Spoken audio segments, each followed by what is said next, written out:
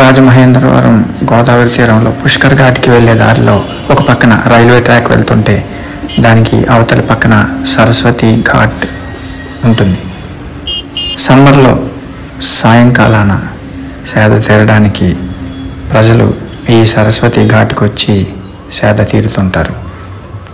అక్కడ విశేషాలని మనం ఈ వీడియోలో చూద్దాం. ఈ వీడియోని చివరి వరకు చూడండి. తప్పకుండా ఈ వీడియోని లైక్ చేయండి, అలాగే మీ బంధుమిత్రులకి షేర్ చేయండి. మన ఛానల్కి కనుక సబ్స్క్రైబ్ చేసుకోకపోతే ఛానల్కి సబ్స్క్రైబ్ చేసుకోండి. Okay, let's get started. ఇక్కడ గోదావరిలో బోటింగ్ చేయడానికి మనకి డిఫరెంట్ బోటింగ్ ఆప్షన్స్ ఉన్నాయి. టికెట్ తీసుకుని సేఫ్టీ ప్రికాషన్స్ని పాటిస్తూ ఇక్కడ మనం బోటింగ్కి వెళ్ళొచ్చు. Different boating options for different categories. సింగిల్గా వెళ్ళాలంటే సింగిల్గా, ప్యాకేజ్గా వెళ్ళాలంటే అలాగే ఆప్షన్స్ ఉన్నాయి.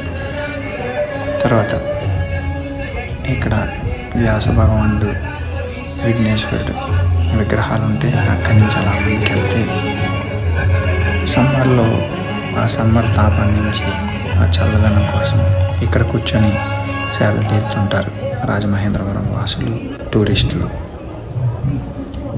ఇక్కడ తెలుగు తల్లి విగ్రహం, దాని చుట్టూ కూర్చోవడానికి అనుకూలంగా మనకి సేద తీరడానికి ప్లేస్ ఉంది. ఇక్కడ మనుషులతో పాటు మిగతా జీవులు, కుక్కలు కూడా చక్కగా సేద తీరుతున్నాయి.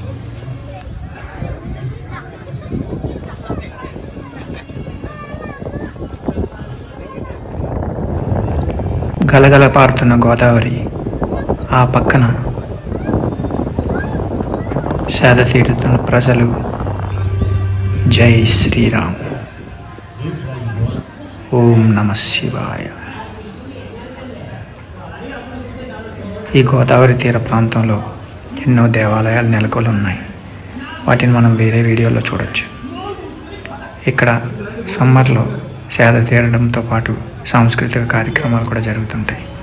అలాగే వినోద కార్యక్రమాలు. అక్కడ కూర్చొని వీక్షించే విధంగా ఒక స్క్రీన్ ఏర్పాటు చేశారు. దాంట్లో మూవీస్ కూడా ప్లే అవుతున్నాయి. ఇప్పుడు మన వీడియోలో బాలకృష్ణ గారి పాండురంగడు మూవీని చూడొచ్చు.